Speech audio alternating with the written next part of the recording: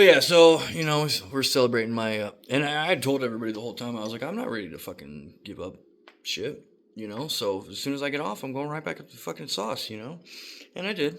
I think I waited like 3 days and fucking went right back into the fucking dope. And it was just fucking dumb, dude. So many fucking mistakes were made, but you can't look at it like that though. Everything happens for a reason. But anyways, so we're in this cool ass apartment, but like she's constantly being like, "Oh, I'm going to a friend's house," and then fucking I started noticing that every time she went to leave or whatever, I kept hearing this loud exhausted car, and a couple times I caught it, and it's a white bubble Caprice, I think it was, um, and one of her ex boyfriends had a white bubble Caprice, so or I think it was a Buick actually, a Buick Roadmaster, basically the same thing. But anyways, but yeah, so I fucking call her out on it. Fucking, she denies, like, blah, blah. And she had told me, she's like, oh, he's one of my best friends. Like, he's never not gonna be in my life. And I'd accepted that, but it just started getting sketchy. Like, I knew they were fucking around. But anyways, yeah, just fucking shit. And so everything's just crashing around me. I lost my mechanic job. Um, Probably a year earlier than that, but I was working at this wrecking yard, and that was probably one of the best jobs I ever had. I loved that job. But at LKQ, um, it's a salvage yard.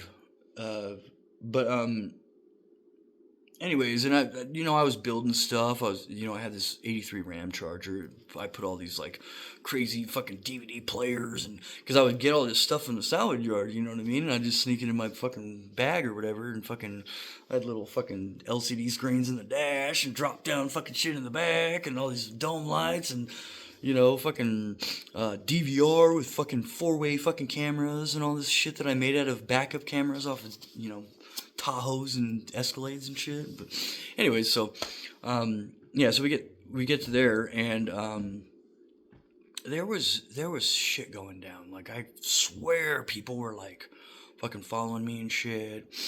And there was one time where she had her friend over, and Dakota, and I could hear that. And now at this point, like, she had moved out of the master bedroom because she was trying to get me to leave, and I was like, I don't have anywhere to go, and I live here, so fuck you, you know. And so she moved into the guest bedroom, and but I could hear stuff down the hall, And this one day in particular, like, I could hear like they were like fucking around or something like that, and I was like, dude, you're not doing that in my fucking house, you know what I mean? So I fucking lost it. And now, given I was fucking strung out on dope, and so I grabbed this big old fucking, East Wing fucking axe thing that I had, and fucking, they were in the bathroom. And so I went up to the door and I could hear it. Now, I'm deaf in this ear, so everything sounds like it's coming from the same direction. So, and this is important for the next part of this story. Well, so I go up and I stand outside the door, and now the bathroom door and her bedroom door are straight across the hall from each other. So I'm standing there and I can hear this shit. And so I took that fucking axe and I cut that door open. Fucking axe murdered that bitch, And as soon as I saw him in there, I was, allegedly, yeah, it was gonna be a bad day. But yeah, I hack the door open, I kick it open, and it's just her in there. And then he opens the door from her room on the other side. Okay, now I find out later that they were trying to get me to fucking flip out, and I did, but they weren't in the same room. And but so I see that it's just her in there, and then he opens the door, and I turn around, and I just straight face, I was like, oh, well. And at that moment, I was like, okay, well, now I am a safety hazard to my children. So I turned around, I walked into my room, I locked the door, I packed a bag, and grabbed some shit. I left, I locked the deadbolt that I'd put on that door, and I left. I said goodbye to my babies, and I left. Now, I don't remember exactly how it went down, but at some point, like, she had pretty much left. and so it was just like a bunch of stuff in the house. So I kind of moved back in later, but there was so much fucking shit, and like I didn't know anything about this at the time, but um, Dakota was involved in like witchcraft and stuff, and she was kind of involved in witchcraft and stuff. Um, so later I find out that they're involved in some coven or whatever, and all this shit was a fucking honeypot basically, which I didn't know anything about that stuff till like this year, um, but anyway, and I'm still dealing with it, but so I don't know how much of it was real and how much of it was like them using witchcraft to make me go crazy, but at the time, like I didn't know, whatever. But anyways, like I could feel, and I've always been extremely intuitive. Like I used to see things when I was a kid, things from the spirit realm, so to speak. Demons and what I believe were probably what are referred to as archons now. Um, but anyways, I'm still learning a lot of shit, so bear with me. But anyways, so one night I was building something in my room, and I'd moved back into the apartment, and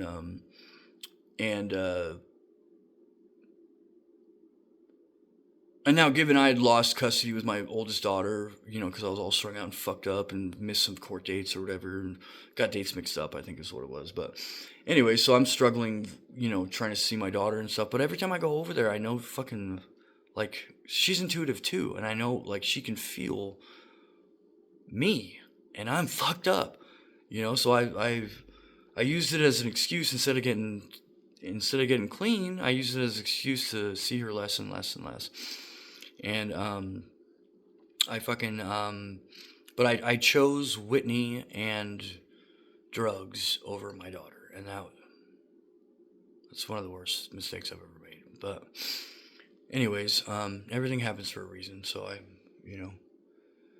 but yeah, so I fucking I'm in the apartment or whatever, just high as fuck, building shit in my room, making a mess or whatever. And I feel people, like I feel them and shit. And that feeling like Rancid has this one song, I don't remember what the song's called, but he goes, the line goes, the end isn't here, but it's coming real soon. The feeling isn't fear, it's just telling you to move. And that's what I felt like. I just felt something bad was about to go down, but I don't give a fuck. You know what I mean? I got nowhere to go. Fucking, I'm not running. So I was like, fuck it. And I felt like there was people in the house. You know what I mean? And this is all allegedly, by the way. But so I was like, all right, well, if you're coming to kill me, fucking, I'm gonna give you a run for your money, right? So I had this gallon of fucking methyl alcohol that I had, commandeered in my travels, and a map gas torch. So I dumped that shit all over the fucking place, and I was like, fine, you want me? Come get me, motherfucker. And I blocked the exits basically, and I lit the whole fucking place on fire. I torched that bitch. And so flames to the fucking roof and shit. And I'm just standing there like, yeah, fuck you, and I felt the energy change, like something had retreated or something, like maybe they'd gotten out or something. I found out later there were people in my house, because I heard from somebody else that one of them got burned or something like that. But anyways, so like I felt it retreat, and so I was like, oh, I might be able to save this situation, right? So I put the fire out. Well, right when I fucking put the fire out, the fucking sprinklers come on. Okay. Yeah. And now, given I'm in my long johns and fucking, yeah, that's it, pretty much. And now there's a river fucking flowing down my fucking hallway. Like there's like 3-4 inches of water pouring down my fucking hallway. Okay, I flooded the whole fucking building. So the fire alarm goes off and fucking. And and it's fucking all bad, and I'm basically barricaded in this place because I can't fucking leave, because now everybody's outside the building because its fire alarm's off, so they're all gonna see me. I'm in my undies, I'm freaking out, I'm high as fuck, and the fire department comes and I won't let them in, and fucking like, so I I'd went into her room and I grabbed a shirt. Um, it was like a long sleeve unisex shirt, by the way. But anyway, and now I'm hanging out the window because I'm about to just jump and just be like, fuck this shit. You know what I mean? I'm done. But a couple of my friends showed up. And, yeah, Lincoln and Simberly. Um, so they showed up and they called me and I'm like, dude, I'm just gonna I'm done. I'm gonna jump. And they're like, no, no, no, don't jump. You know, um, we'll make a diversion and then you dip out the back fence and just take off. And so I did, allegedly. So I left and they came and picked me up later and they saved my life, and, I was just fucking. The next like 6 months or so, we had that apartment, but it was flooded, and then they closed the doors and blocked it up or whatever, locked it up, and the middle of summer, and so everything got moldy, like everything got destroyed. Fucking my leather jacket, my fucking that chair I was talking about that my Papa Frank left me. I still had that thing, and it got all fucking moldy and nasty, and fucking everything I owned pretty much was gone. My boots, fucking. But anyway, I made it out.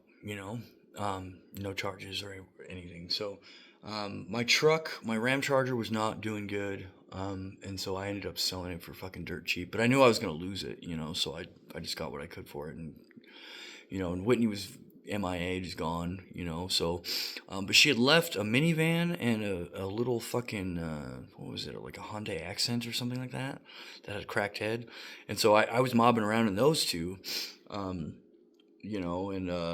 the Honda Odyssey had an alignment issue, so it was running through front tires like crazy, and I was just all strung out. I couldn't hold on to anything. I lost that job, just shit like that. Like, so I'm living out of these cars and just doing whatever. And, I ended up losing both of them, but I was juggling between the two, trying to fucking keep them so she could, till she could get them back. But she didn't give a fuck about that. But anyway, so then the rest of the stuff I actually had was in the van when it got impounded, and I wasn't the registered owner of the vehicle, so I couldn't even get it out of impound. So I lost a rifle I had that my Papa Frank had given me when I was like 7, and at this time I'm like 30 something, 30ish or whatever.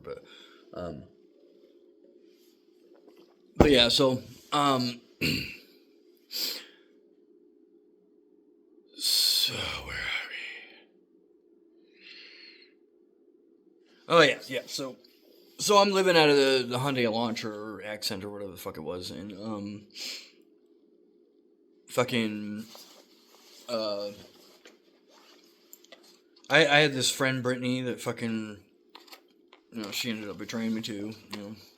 Just an FYI, everybody in every one of my stories pretty much has betrayed me, stabbed me in the back, or tried to kill me. So just a little background, but anyway, so and I want to get clean, and now at the time, I'm high on meth, but in Utah, all of the meth.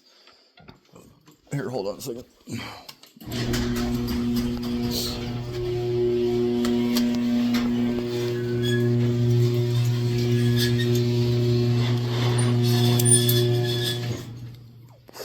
All of the meth has fentanyl in it, and I didn't know this until I was already hooked on it. So,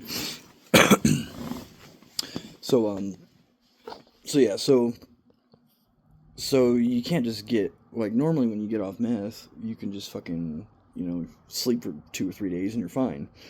Well, with fentanyl, like, at least for me, I was fucking, like, useless for, like, 2 weeks, and if you're homeless, you can't fucking do that. Well, I had my friend Brittany, and she did me a solid, and she kept me alive for, like, 2 weeks while I jonesed it out in the car in the middle of fucking summer in Utah, I'm extremely grateful for her, but so I got clean, and I was clean for about 2 or 3 months, or no, it was about a month actually, but and then there was this girl, fucking Cheyenne, that she was a babe, but like at the time she was only like 19.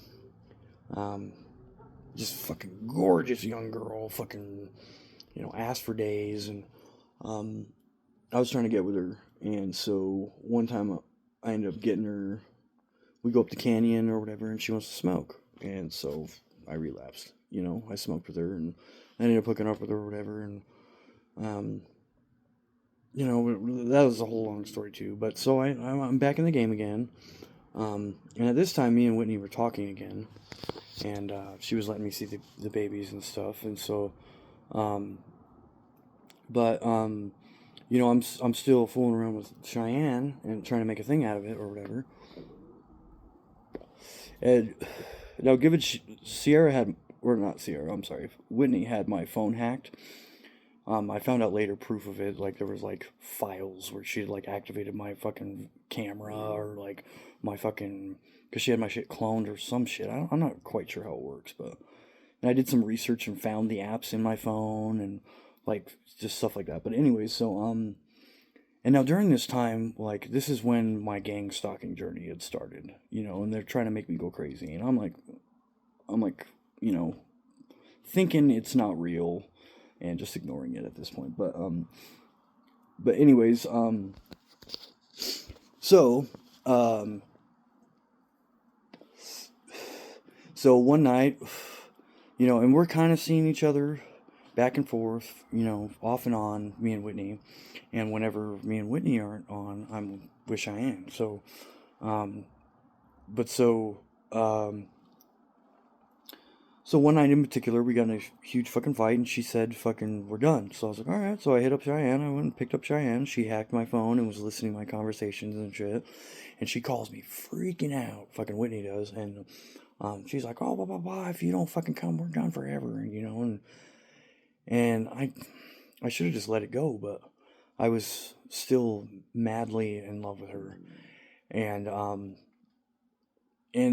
so I went back in the house where Cheyenne was, and I was like, hey, I gotta go. And she's like, what the fuck, And I was like, well, I really like you, Cheyenne, but unfortunately I'm in love with her. I'm sorry, I have to go. And that was it. So I went, and and then we started dating again, me and Whitney, and everything was all right at first, but it was crazy because like the whole time, like I just kept finding out these things about Whitney that I really I didn't like, but I loved her, and so like I don't know, when you love someone, you can't just love the good parts.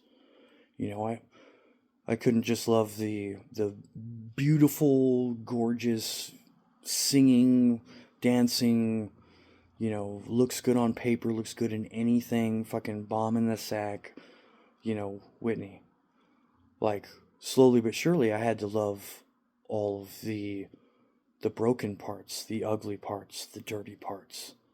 The parts you don't the parts that never see the light of day, and over the years, those were the parts of her that I would find, and my love was so vast that I would have a problem with it at first, and then I would realize that, like, oh, that's part of her.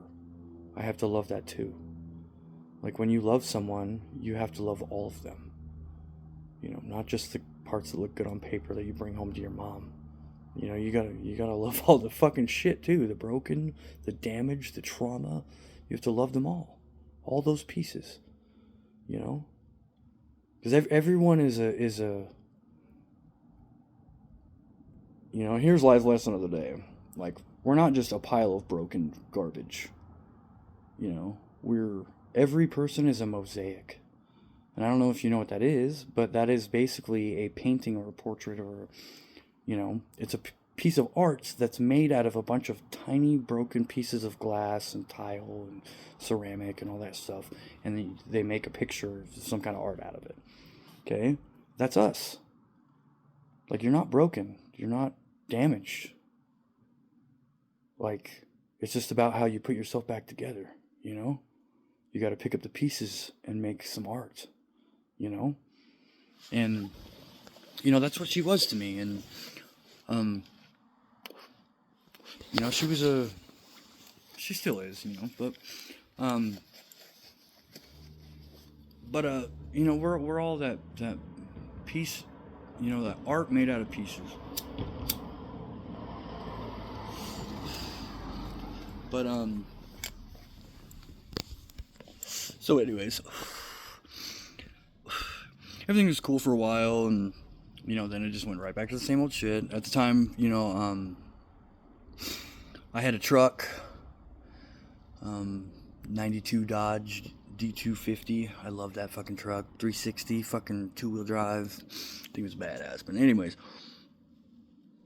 you know, I was doing a bunch of stuff I shouldn't have been doing, but I remember one night she was just like, you know, and I was going out to, you know, work or whatever, and allegedly, and she's like, no, just stay. And I was like, I can't, you know, I gotta make that paper, you know. At the time, my hustle was so good, I was keeping our whole crew high, and I was hiring fucking her cousins and shit, you know, splitting it down the middle, because they're assuming the same risk I am, you know what I mean? But I was supporting everybody, keeping everybody, you know, dope on the table, fucking money in pockets, fucking, and I was making money, allegedly. But anyways, you know, she just wants me to stay.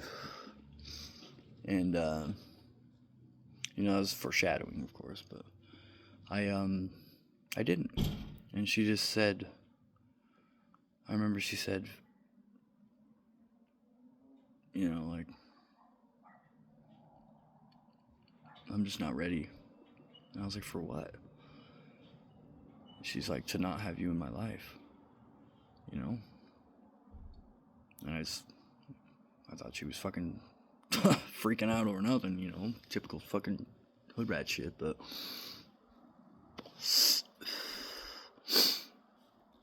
and I left, you know. But when we had gotten back together, someone had said something, and I came to the realization that, like, everyone in your life, one of these days, you're gonna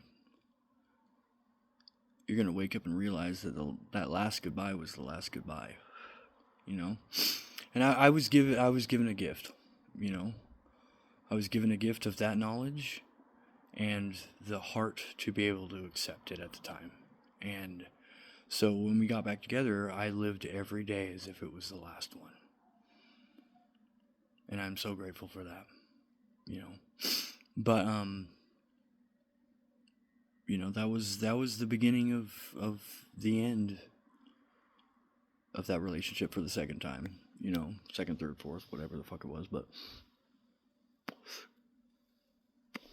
you know, but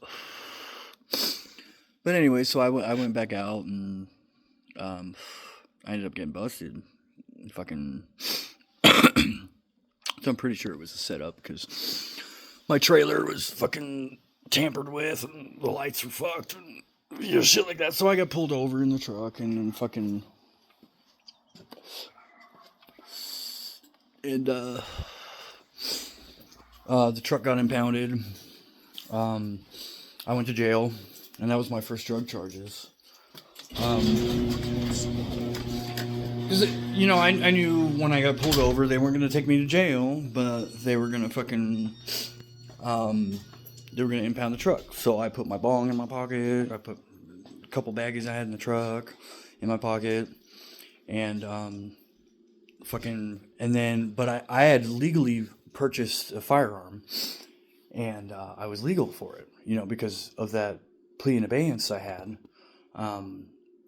After I finished my drug court and everything, I got my gun rights back. So, here, I have to go to the bathroom again, so pause for a second. Okay, sorry about that. You know, when you're drinking a pot of coffee, fucking, once you pop the cork, you know, floodgates open. But anyways, so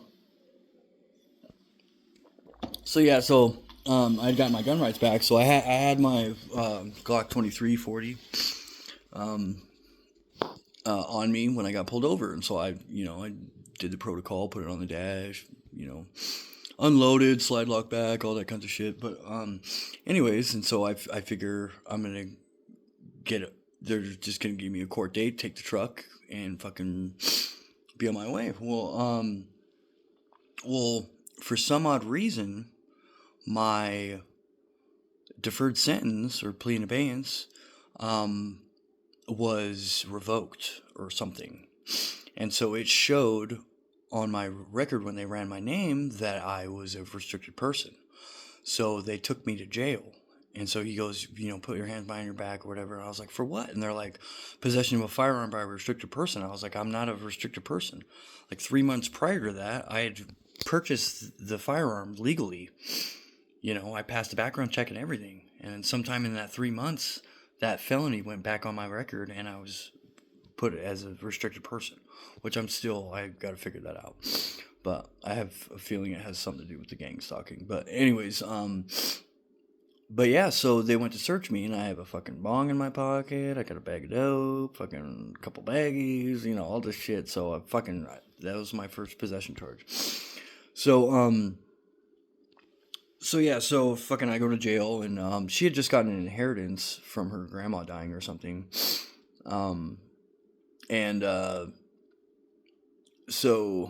Oh yeah, speaking of which, I lost that Camaro. I got that DUI in, by the way. But it just reminded me because it went to her grandma's, the one that I was just saying, died or whatever. It went to her tow yard, and fucking she wouldn't let me get it back. It was a whole fucking stupid thing. But anyways, but yeah, so she bails me out of jail, gets my truck out of impound and the trailer out of impound. Okay, then I go out again to go, work, and I'd fix the trailer lights and everything, and one of my tail lights is out, so I get pulled over again, go to jail again for some stupid shit. And again, I have a fucking bong in my pocket and fucking, you know what I mean? So I'm just wrecking it. In the course of a month and a half, I got pulled over like 4 times, got my shit impounded 4 times. She gets it out 3 times, but then she doesn't get it out the last time. So I have like, I think 4 different sets of driving under revocation, because of the DUIs and stuff. I don't have a driver's license. I'm revoked. You know what I mean? So, driving under revocation because I don't have a driver's license. If I get pulled over, the truck gets impounded anyway. So I don't have insurance. So driving under revocation, driving without insurance. Possession of a controlled substance, possession of paraphernalia, fucking, all these things. So at this point, I'm sitting at I think 15 or 16 fucking charges, and they're all fucking doubles of everything. You know what I mean? At least doubles. So I'm just like, fuck. So I finally, I think it was the 4th time, she gets me out of jail, but she doesn't get my truck out, and she doesn't get my trailer out. And so that night, and it's winter time. It's like December. I think it's December or something of that year. And now, given we're not together, but we're still intermittently fooling around. Or no, we were together at that point. But and this is the end of that official relationship. So I get out of jail, and I get back to the trap house we're living in, and I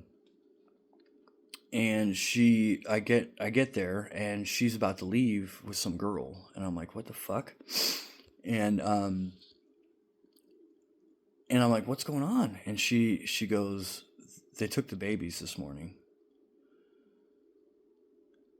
And I was just like, what?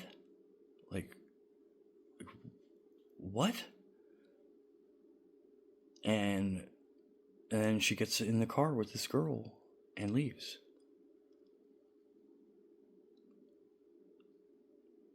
And So I got out of jail, and apparently my truck didn't get impounded the night I got arrested. It got impounded the morning that I got out of jail, like a week later. So all the tweakers at fucking in Tooele had fucking ransacked it, broke all my boxes open, took all my fucking tools and my shit and fucking everything. Fucking cut the batteries out of my truck. They didn't even disconnect them. I had quick disconnects on them, and they cut the terminals out. Like, it was fucking stupid. But anyways, yeah. So I find that out that I could have saved my truck if I'd gotten out 6 hours earlier. So now my truck's gone, and my trailer, and all my shit. I find out my kids are gone. And mind you, the twins weren't technically mine, like I was saying, or at least that's the official story. But I was the only dad they ever had, and I loved them. I still love them like my own children. And they're 3 at this point. I'm the only dad they ever had, because their supposed biological dad, he had a heroin addiction, and it got the better of him, or so that's the story.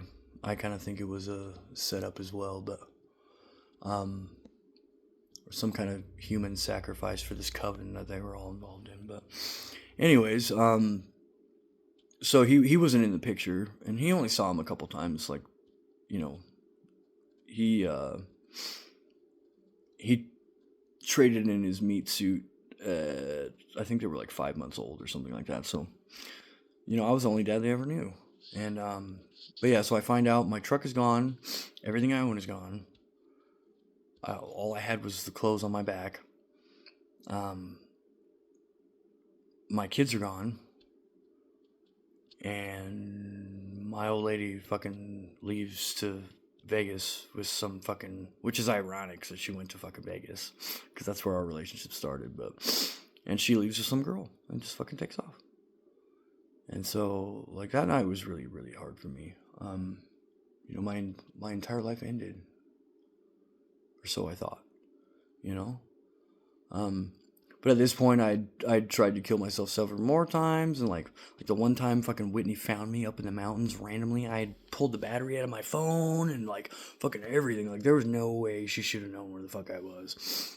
Come to find out, I'm pretty sure that truck was fucking tagged or whatever, so that's probably how she found me. But that's besides the point.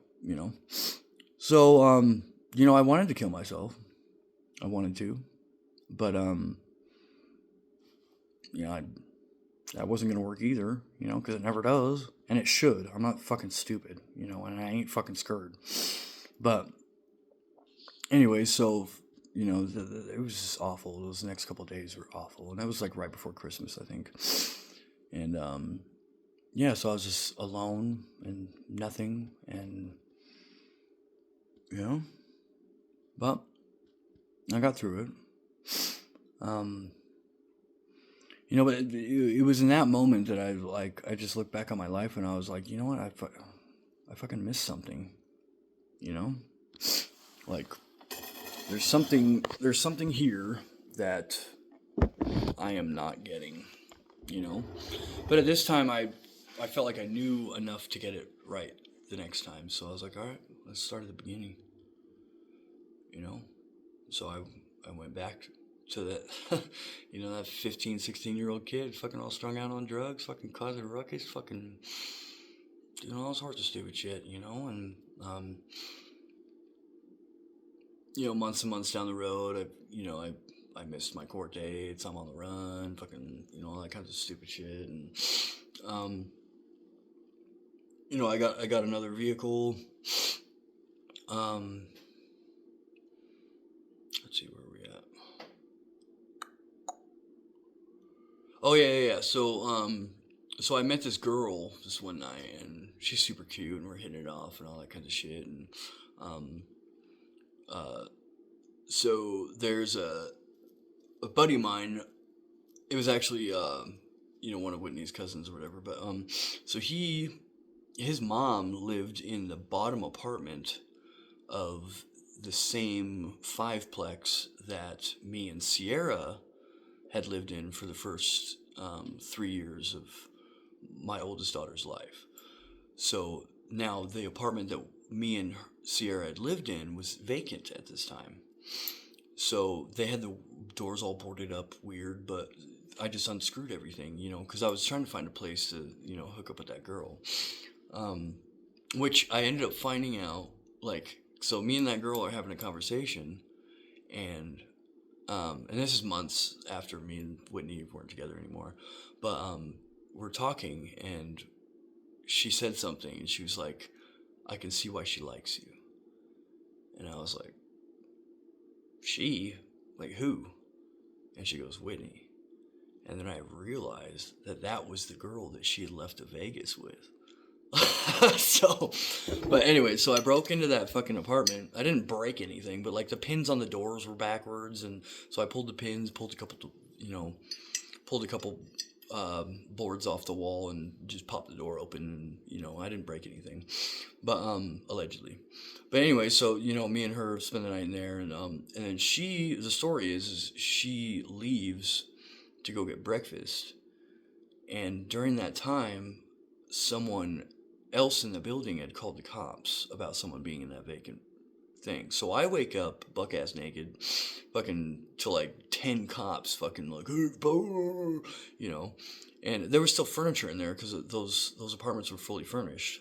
But that was part of the thing. But anyways, so where are we at? But yeah, so they fucking wake me up, and I don't even have any drawers on, you know what I mean? So it's like, what the fuck, So I was like, hey, I gotta put some pants on. And they're like, what? Why don't you have any pants on? And I was like, I told you, I fucking came in here to hook up with a girl or whatever. Like, I didn't break or steal anything. Well, come to find out, one of those fucking dudes that was in that stupid fucking Coven community bullshit fucking had gone up through the attic, through the common area in the laundry room. There was an attic access, and so he had gone up in there through the attic and then cut a hole into that apartment. And now when I went in there, it was all dark and all that shit, and I wasn't turning the lights on, but there was a hole in the roof, and he was selling the furniture out of it. His name was Dakota too, actually, but anyways, so they took me to jail, and I had when they first picked me up, I had 7 warrants, okay, felony warrants, and then by the time I got to the jail, I had 9. So tell me how that works. But anyways, it was 37 charges total. Probably, yeah, like 8 cases or something like that. But anyways, so they took me to jail, So I get out on OR. And mind you, all I had was long johns on because that was all the cops would let me have. And then all my stuff was at the police station, not at the jail. So I had to walk 5 miles into fucking town in my skivvies. Fucking no shoes, no nothing.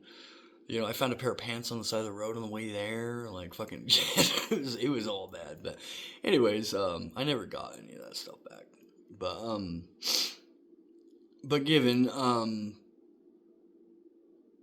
But yeah, now at this time, I can't even get a hold of that girl anymore, so that whole thing, I'm pretty sure, was a fucking setup too, but anyway, so I got charged with burglary again, but they gave me I don't remember which time that was. I got 2 of those deferred sentences, or plea in abeyances, and I completed both of them, and then one of them, the burglary, I think it was this one, was supposed to be a 402 reduction, which is basically I had an F2 burglary, and because I played it all down to just 1 felony and a couple of misdemeanors, but yeah, so I got but that F2 burglary, they were like, okay, we're gonna do drug court again because you're allowed twice in Utah, but then they were like, okay, well, actually, we're gonna send you to rehab, and I was like, they're like, rehab or prison? And I was like, rehab sounds good. I've been trying to get out anyways, So I was like, this isn't how I wanted it, but this is what I asked for. You know what I mean? I'd been praying for a way out for a while now. So they sent me to Odyssey House, which is the hardest rehab facility in Utah. And they're like, you complete Odyssey House, and we'll give you a 402 reduction, and so that would drop the F2 burglary down 2 notches, which would put it as a Class A misdemeanor. So I'd get my gun rights back again, right? So I was like, all right, let's do it. It seems like a good place to stop. I gotta call my daughter today, so I'll come back after I do that probably. But all right, love you guys. Bye.